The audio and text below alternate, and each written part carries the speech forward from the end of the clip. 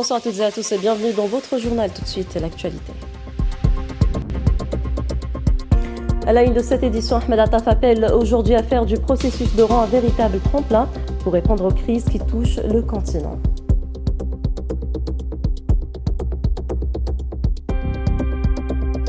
On poursuivra avec le dossier du Sahara occidental. Le Front Polisario saisit la Cour européenne de justice pour contester l'accord commercial conclu entre l'Union européenne et le Maroc.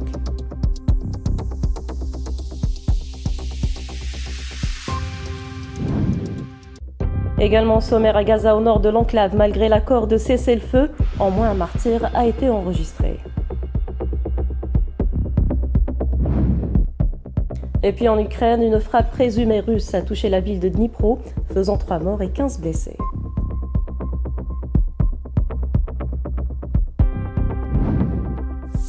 Et enfin aux États-Unis, Donald Trump confirme avoir eu un entretien téléphonique avec le président vénézuélien.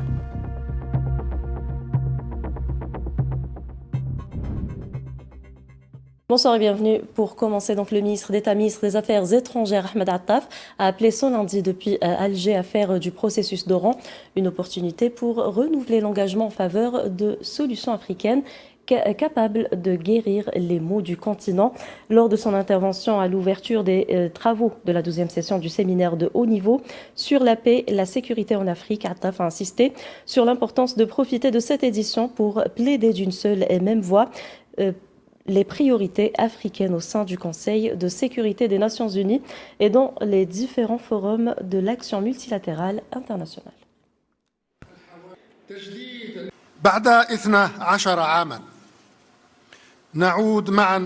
12 ans plus tard, nous revenons ensemble au point de départ, là où le processus d'Oran a commencé et où il a fait ses premiers pas pour constater les progrès remarquables accomplis dans la concrétisation de cette vision stratégique et sa traduction en une réalité tangible et palpable dans le cadre des Nations Unies et dans les résolutions de son Conseil de sécurité. Nous revenons à Alger pour nous pencher ensemble sur 3 réalités éclatantes qui sont une véritable source de fierté et de satisfaction. Nous sommes fiers et honorés tout d'abord, que le processus d'Oran soit devenu un rendez-vous continental fixe et inscrit à l'ordre du jour de notre organisation continentale et de son éminent conseil, le Conseil de paix et de sécurité africain. Nous sommes fiers et honorés, deuxièmement, que les 3 États africains, membres du Conseil de sécurité, aient formé un bloc unique et uni, un bloc dont le nom est connu, dont l'identité est bien établie,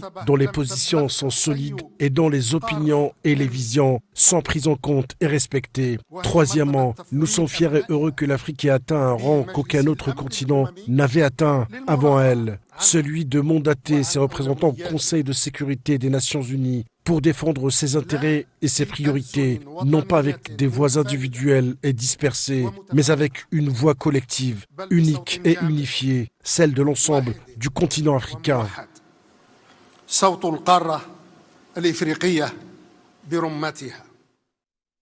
Le ministre ivoirien des Affaires étrangères, Léon Kakou-Adom, dont le pays préside actuellement le Conseil de paix et de sécurité de l'Union africaine, estime qu'il est essentiel de tirer profit de cette 12e session du séminaire de haut niveau qui intervient, selon lui, à un moment critique où la paix sur le continent africain est menacée. Nous devons tirer pleinement parti de l'occasion offerte par ce 12e séminaire de haut niveau pour évaluer les étapes importantes que nous avons franchies jusque-là, réfléchir sur certains enseignements tirés et sur les bonnes pratiques, ainsi que pour délibérer sur les voies et moyens pratiques les plus efficaces pour relever les défis auxquels nous avons été confrontés au cours de l'année. Comme vous le savez tous, nous organisons ce séminaire de haut niveau à un moment très critique, alors que notre continent est confronté à une multitude de menaces pour la paix, la sécurité et la stabilité, aggravées par les développements négatifs de l'ordre mondial et un système multilatéral clairement assiégé. Les menaces auxquelles nous continuons de faire face vont de la propagation du terrorisme, de la radicalisation de l'extrémisme violent, aux transitions politiques complexes, prolongées et apparemment sans fin dans certains de nos États membres. Il s'agit également de la résurgence des changements anticonstitutionnels du gouvernement, la prolifération des armes des groupes armés et des forces négatives, ainsi que des forces et combattants étrangers, sans parler des catastrophes naturelles qui sont pour la plupart liées aux effets néfastes du changement climatique. La situation en Afrique préoccupe également Antonio Tete, ministre angolais des Affaires étrangères, qui dénonce le retour de vieilles pratiques et les changements anticonstitutionnels visant à accéder à la magistrature suprême. Je souhaiterais aussi dire combien je suis heureux de revenir là où tout a commencé, comme a dit le ministre Attaf. Nous assistons en plus à une situation très préoccupante qui est celle du retour de vieilles pratiques jadis reléguées, celui de recours aux méthodes anticonstitutionnelles pour accéder à la magistrature suprême à travers des coups d'État militaires qui deviennent de plus en plus récurrents et représentent aussi une autre menace à la stabilité politique et sécuritaire de notre continent. Nous assistons également à une montée en puissance des actions violentes de groupes armés terroristes et extrémistes qui sévissent dans la région du Sahel. Ces actions violentes qui perdurent déjà depuis un certain temps constituent aussi une grave menace majeure à la stabilité politique et des institutions démocratiques qui nécessitent des réponses urgentes et immédiates à travers la coopération en matière d'échange d'informations entre les pays africains pour garantir la survie de nos populations, des communautés locales et des gouvernements démocratiquement élus. Par ailleurs, le ministre d'État, ministre des Affaires étrangères, Ahmed Attaf, a reçu ce lundi à Alger le président de la Commission de l'Union africaine, Mahmoud Ali Youssouf, en marge des travaux de la 12e session du séminaire de haut niveau sur la paix et la sécurité en Afrique, processus d'Oran. Cette rencontre a permis de passer en revue la situation politique et sécuritaire sur le continent et de souligner les défis supplémentaires liés à la complexité du contexte international actuel. D'abord, je suis très heureux d'être en Algérie aujourd'hui pour pouvoir donc participer à ces activités. Nous avons eu des discussions franches, sincères et surtout sur beaucoup de sujets qui concernent le continent, notamment les crises qui sévissent sur notre continent, le rôle de l'Algérie qui a été un rôle prépondérant, important dans la recherche de solutions, à travers sa présence au Conseil de sécurité des Nations Unies pendant 2 ans. Aujourd'hui, donc, l'Algérie quitte le Conseil après avoir défendu haut et fort les intérêts du continent africain. Et en tant que nouveau président de cette commission de l'Union africaine, ça a été un plaisir pour moi d'écouter d'abord le ministre Attaf, qui est un homme d'expérience, qui a beaucoup d'années ici. Et j'ai pu également échanger les positions de la Commission sur toutes ces questions. Le président de la République, Abdelmadjid Tebboune, a reçu ce lundi le président de la Commission de l'Union africaine, Mahmoud Ali Youssouf, accompagné de sa délégation. L'audience s'est déroulée en présence du directeur de cabinet de la présidence, Boualem Boualem, du ministre d'État, ministre des Affaires étrangères, Ahmed Attaf, du conseiller auprès de la présidence de la République chargé des affaires diplomatiques, Ammar Abba, et de l'ambassadeur d'Algérie à Addis Abeba, représentant permanent auprès de l'Union africaine, Mohamed Khaled.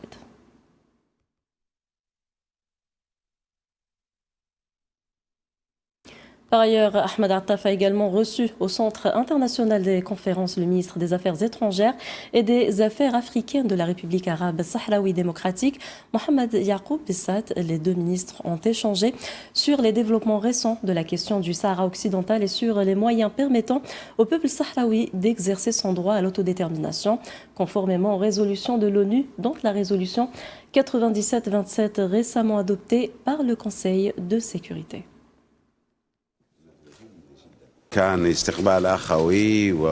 L'accueil fut chaleureux et fraternel et c'était une occasion pour nous d'évoquer les relations bilatérales entre nos deux pays ainsi que les prochaines étapes de notre action concernant le travail sur le niveau africain et onusien. J'ai également eu l'occasion de transmettre mes salutations et ma gratitude à son Excellence le ministre Attaf pour son soutien, sa coopération et sa solidarité fraternelle et celle de l'Algérie envers le peuple sahraoui et sa juste cause. Dans ce contexte, le Front Polisario a annoncé son intention de saisir la Cour européenne de justice avant la fin de l'année pour contester le nouvel accord commercial entre le Maroc et l'Union européenne. Oubi Bouchraya Béchir, le conseiller spécial du président sahraoui chargé des ressources naturelles et des questions juridiques, a souligné que cet accord consolide, selon lui, l'occupation économique, démographique et militaire du Maroc, tout en réaffirmant la volonté du Front Polisario de négocier avec les Européens tout accord concernant les richesses sahraouies. La présidente des associations espagnoles solidaires du peuple sahraoui, Maïté Isla, a exprimé son rejet catégorique du dernier accord commercial entre l'Union européenne et le Maroc, le considérant comme une consécration de l'occupation marocaine. Dans une lettre adressée au Parti socialiste espagnol, Maïté a critiqué le fait que les institutions européennes continuent à opérer dans les territoires sahraouis sans le consentement du peuple sahraoui, considérant cette démarche comme un défi aux décisions de la Cour de justice européenne. Nous rejetons catégoriquement la position de l'Union européenne en faveur du dernier accord commercial avec le Maroc. Malgré les arrêts rendus par la Cour de justice de l'Union européenne en octobre 2024 qui ont clairement établi le statut distinct et séparé du Sahara occidental par rapport au Maroc. 5 décennies se sont écoulées depuis que l'occupation marocaine du Sahara occidental, qui, en plus d'être une occupation militaire, est une colonisation démographique et économique. Cette occupation n'aurait pas pu se poursuivre sans la coopération de l'Union européenne. Au Soudan, l'armée a annoncé que ses forces armées avaient progressé sur 4 nouveaux fronts dans l'état du Kordofan du Nord. Les médias locaux ont rapporté lundi, citant des sources militaires, que des combats acharnés avaient lieu sur plusieurs fronts au nord et à l'ouest du Kordofan, après que l'armée ait transféré ses opérations militaires de la ville d'El Obeid vers Kordofan afin de libérer toutes les zones sous le contrôle des forces de soutien rapide.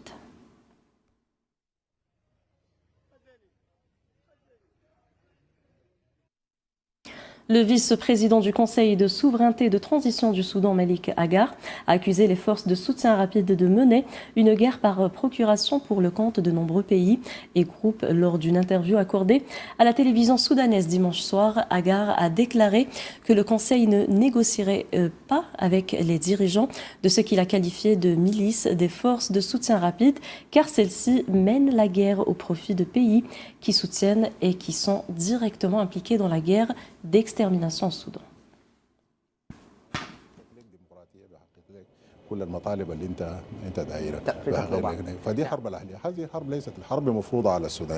La guerre est imposée au peuple soudanais et chaque Soudanais est affecté. Quoi qu'on dise, il s'agit à l'heure actuelle d'une guerre de colonisation, d'une guerre visant à modifier la démographie du Soudan et d'une guerre pour placer le pays sous domination étrangère par procuration. Un Palestinien a été assassiné par les tirs de l'occupation sioniste dans les quartiers de Zaytoun au sud-est de la ville de Gaza. Des sources locales de l'hôpital Al-Mahmadani ont indiqué que le corps d'un martyr avait été transporté à l'hôpital. Les forces sionistes ont également détruit des maisons et contraint les habitants à quitter le quartier.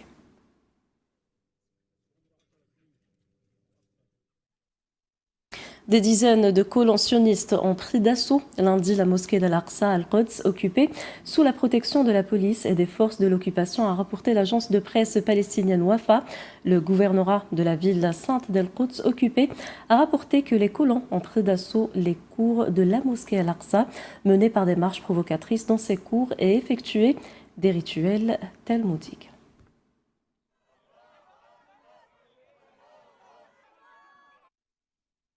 Le ministre iranien des Affaires étrangères Abbas Araghchi et son homologue turc Hakan Fidan ont souligné que le pays du Moyen-Orient devait unir leurs forces contre les agressions de l'entité sioniste. Araghchi a condamné le génocide et les crimes perpétrés par l'entité sioniste dans les territoires palestiniens occupés, ainsi que ses agressions contre le Liban et la Syrie, les qualifiant de plus grandes menaces pour la paix et la stabilité en Asie occidentale et au-delà. Il a exhorté les États de la région et les États musulmans à coopérer et à se coordonner plus efficacement afin de freiner les agissements bellicaux et les violations du droit international de l'entité sioniste en Asie occidentale.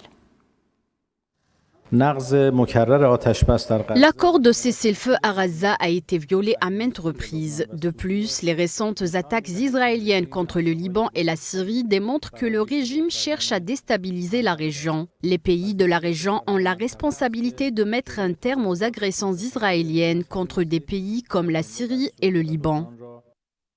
Au moins 3 personnes ont été tuées et 15 autres blessées dans une frappe de missiles présumés russes lundi sur Dnipro, grande ville du centre-est de l'Ukraine, a indiqué le gouverneur régional Vladimir Gusvenko. Indiqué sur Telegram, je cite, « Nous avons à ce stade des informations faisant état de 3 morts, de 15 blessés, dont 6 dans un état grave. »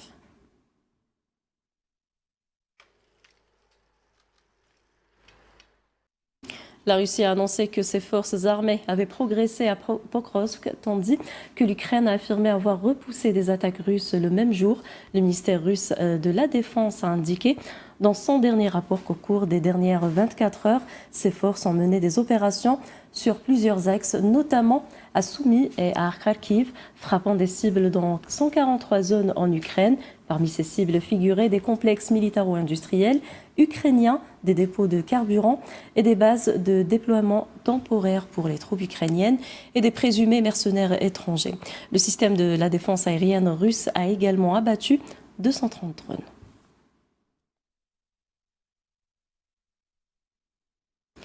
Le président ukrainien Volodymyr Zelensky a rencontré le président français Emmanuel Macron à Paris lundi 1er décembre alors que le dirigeant ukrainien se trouve dans la situation politique et militaire la plus difficile depuis le début de l'opération militaire russe en 2022.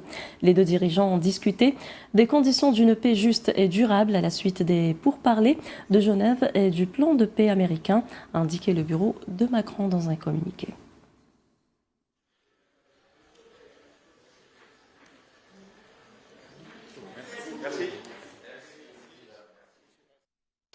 Et la semaine qui s'ouvre s'annonce cruciale pour la diplomatie et l'Ukraine, affirme la chef de la diplomatie de l'Union européenne, Kaja Kallas, avant le début d'une réunion des ministres de la Défense de l'Union européenne à Bruxelles. Kallas a qualifié les pourparlers de paix de dimanche entre les États-Unis et l'Ukraine de difficiles mais de productives. Kaja Kallas s'est d'ailleurs entretenu lundi avec les ministres ukrainiens de la Défense et des Affaires étrangères. Il est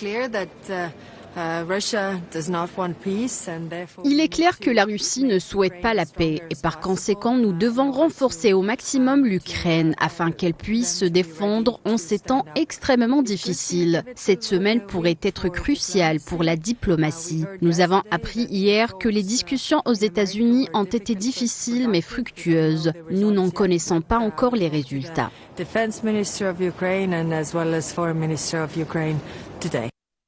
Le président américain Donald Trump s'est déclaré dimanche optimiste quant à la perspective d'un accord de paix entre la Russie et l'Ukraine après les pourparlers entre les délégations américaines et ukrainiennes en Floride. Trump a déclaré aux journalistes à bord d'Air Force One que les négociations se déroulaient bien et qu'il pensait qu'il y avait de fortes chances que nous puissions conclure un accord. Trump a également déclaré que la corruption en Ukraine ne favorisait pas les négociations de paix.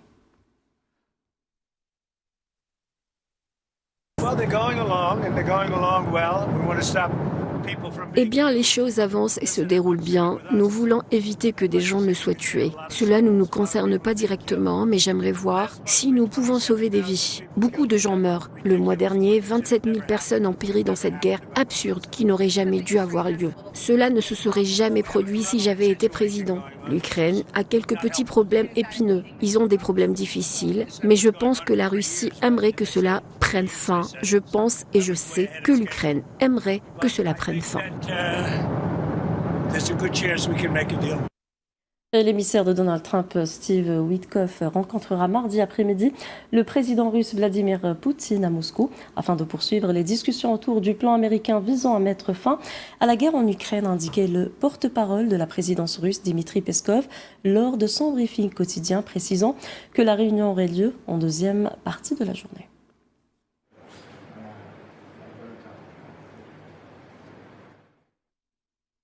Le président américain Donald Trump a confirmé dimanche avoir eu un entretien téléphonique avec le président vénézuélien Nicolás Maduro, mais a refusé de révéler le moindre détail de cet appel selon le New York Times, sous prétexte que la lutte contre le trafic de drogue, les États-Unis ont récemment déployé plusieurs navires de guerre en mer des Caraïbes au large du Venezuela.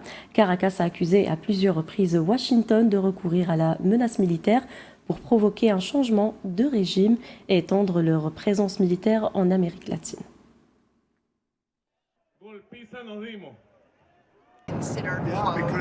Parce que nous considérons le Venezuela comme un pays peu amical, il envoie des millions de personnes, probablement même davantage, et beaucoup de ces personnes n'auraient pas dû se trouver dans notre pays. Des détenus, des membres de gangs, des trafiquants de drogue, tous ceux qui sont entrés dans notre pays n'auraient pas dû y être, causant ainsi de nombreux problèmes, notamment liés à la drogue. Le président colombien Gustavo Petro a condamné dimanche soir la déclaration du président américain Donald Trump sur la fermeture de l'espace aérien vénézuélien, exhortant les pays à respecter l'ordre international. Samedi, Donald Trump a déclaré que l'espace aérien au-dessus et autour du Venezuela devait être considéré comme fermé dans son intégralité. Sur les réseaux sociaux, Gustavo Petro a écrit, je cite, « Aucune compagnie aérienne ne devrait accepter d'ordres illégaux concernant l'espace aérien d'un pays », exhortant Trump à revenir au respect de l'ordre juridique international.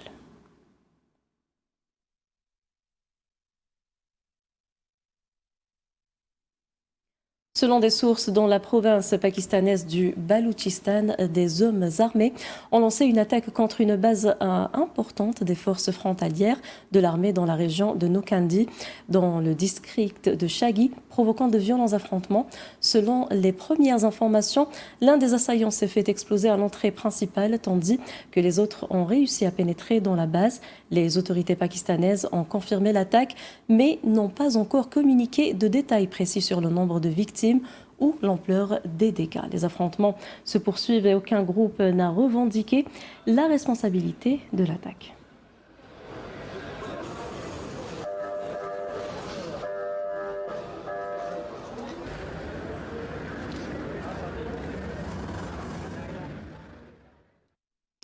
Et enfin, la police de Hong Kong a indiqué lundi avoir arrêté à ce jour 13 personnes au total dans l'enquête sur l'incendie qui a causé la mort de pas moins de 150 personnes la semaine dernière dans un complexe résidentiel. Le directeur de la police criminelle et la sécurité de Hong Kong a déclaré devant la presse qu'une enquête approfondie avait été immédiatement ouverte pour homicide involontaire, ce qui a conduit à l'arrestation de 13 personnes, 12 hommes et une femme.